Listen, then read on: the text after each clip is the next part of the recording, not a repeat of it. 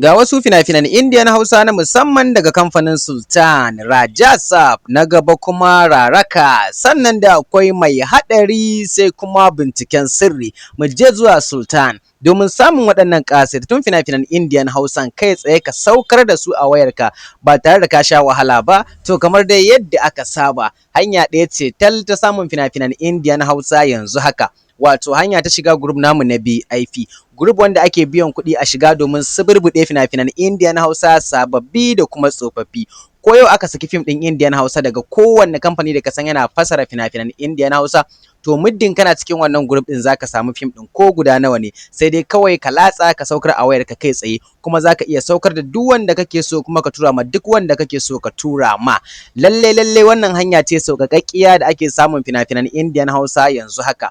Kuma kamar dai yadda na faɗa, daga kowanne kamfani da kasan yana fasara, Algaita, Sultan Yusuf Zamani, Mega, D-Love, Al Hussein da ma dai sauran kamfanonin da kasan suna fasara fina-finan Indiya na Hausa, to muddin ka zo ka biya kuɗin ka shiga wannan tsari namu, za ka ci gaba da saukar da fina-finai har waɗanda suka fita baka ga tallan su ba, har na baya-baya da kuma na yanzu. Duk kuma fina-finan da kasan sun fita baka same su ba, to da zaran an saka ka a cikin wannan group ɗin zaka gan su barkatai, sai wanda kake so zaka na saukarwa. Sannan kuma a cikin group namu zaka iya kallon duk fim ɗin da kake so ka kallata ka bashi guri ba sai ka saukar ba.